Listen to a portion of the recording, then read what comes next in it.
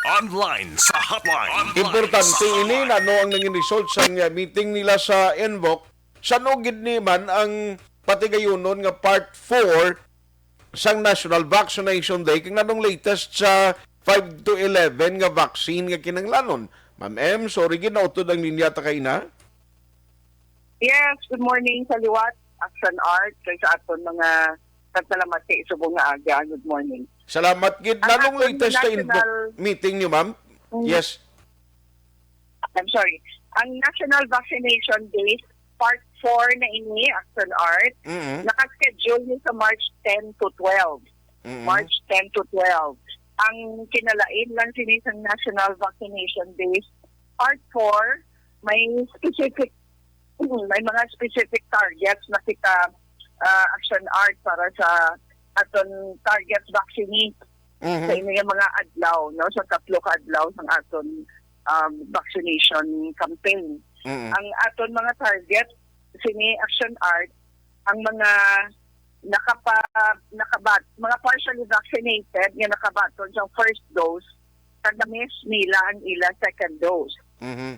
Ikadua ang nabili naton ng mga senior citizens Action Art na wala pa gyapon na bakunahan ni ara pa kita portion sang aton senior citizen population na wala ka nakapabakuna, so amo nang aton man gina-target para sa NVD4. Ikatatlo ang nabili naton ng mga teenagers 12 to 17 years old na mga minors ang aton pediatric vaccination sa 12 to 17. Naka-priority man na sila sa NVD4. Ikaapat amo ang booster dose naton sa mga sa health and economic sector. So amo nang aton nga mga apat ka priorities para sa NVD4 naton nga target population. Okay. Pero ma'am, may additional bastante pa sa sining patigayunon nga part 4 nga vaccination ang vaccine nga ari di nga supply sa aton. Wala kita problema Action Art sa supply ng vaccines, kompleto pa kita. Ang aton vaccine brands, kompleto pa man. Except ang pediatric naton nga 5 to 11, wala pa nakaabot until now. Amo nang ginahula-hulat ka naton. Kay after sang kick-off, wala na kita nakabaton sang additional na supply. Okay, pero why na munos ang taga-invoke kung saan most probably maabot ang delivery diri para sa 5 to 11? Well, supposedly, nag-abot na ang delivery sa Philippines ang weekend, no? So, Friday, tapos i-apportion na nila. Pero, prangka ang aton inbox nga daw limitado ni subong ang volume, ang number of doses. Okay. Ang ulihin nga order naton for vaccines na specially formulated para sa 5 to 11 years old. Aha. So with that, ma'am, kung inaligid man, no, talking about face-to-face instruction yung limited nga plano i-expand, so isa ini nga posible makapugong at hindi damo anay ang tugutan kay pag-insindi kung makulo dito hindi ni isang LGO pag ialaw, gabisan way ka maka-complete vaccine, way mabakunahan, baaten ang kamataan mo? Yes. Isa na sa mga discussions naton with DepEd, ang sa matter of fact, sa mga school, since kulang pa naton bakuna, isa na sa mga considerations na gina-discuss subong sa DepEd Action Art. Yes. So lato nato na mama no kag siguro ang mga barangay ni maging katuwang ninyo ni sa pag convince ang taong way pambakunahan to participate no sa 3 days nga National Vaccination Day. That's right. Correct na siya, Action Art.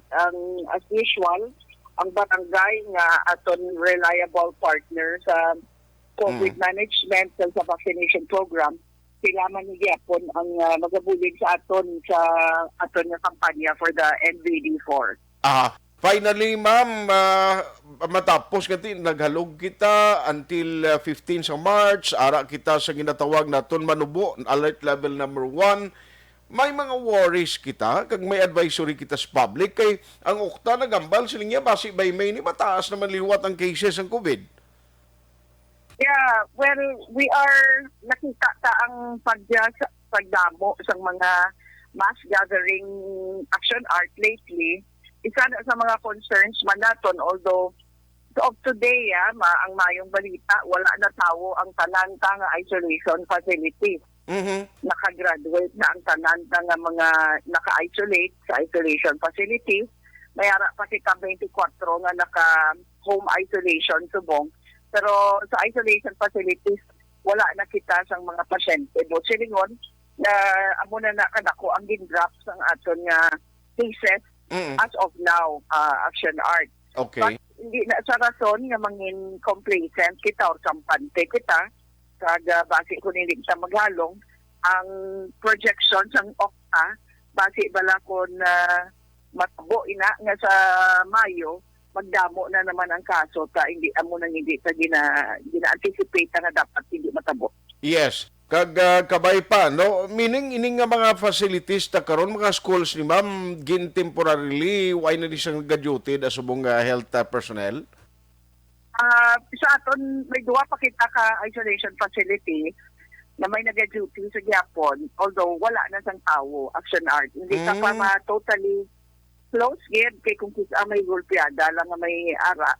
So may mga naka-assign kita kaga ang aton mga nurses kag health workers naga-multitask na sila action art. Kung wala na tawo sa mga isolation facilities, gina-deploy ka sila sa vaccination site as vaccinators. Okay. Sige. So anyway, maki-update lang kami sa imo in some other days kung may aragiman development kapin pagid sa mga parents kung nagpabangkot para sa vaccination sa 5 to 11. On that note, salamat gid Ma'am M. You're welcome, action art. May nga Action Hotline. Why pagid subong no sa specific nga date nga ginatag kay limited galing nagalabot nga supply tibudlay tuon na kun amo na sitwasyon no. Ang ako lang diri worry nga ang ginambal sang OCTA. Kabay patani ini ang Department of Health rami rimihon yun kung ano ginman ang education campaign nga pwede ta mahimo to inform the public. Ang importante guro gidya kwan gida. Sunod gid gyapon sa ginapatuman nga health protocol agud nga maka-avoid kita sa liwat nga pag-increase sang cases. Can you imagine no? Mga facilities subong why na tawo dis Bacolod, no? I mean, why na sa mga pasyente may mga naka-home quarantine lang nga 24 kabilog. Action Hotline. Naga-drop gidya mo everyday, naka-zero na gani kita. O ang province the other day nubo man kabay pa sige-sige na. Si Bro Gabriel Hipilga ga monitor ara siya sa Pavia Iloilo ano kada pre? O sige bro salamat gid kag si